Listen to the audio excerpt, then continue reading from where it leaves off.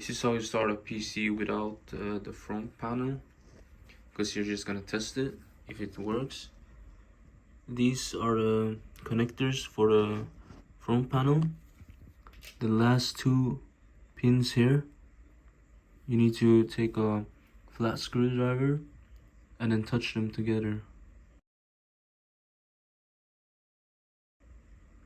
Let me see if I can get closer. Touch these two right here.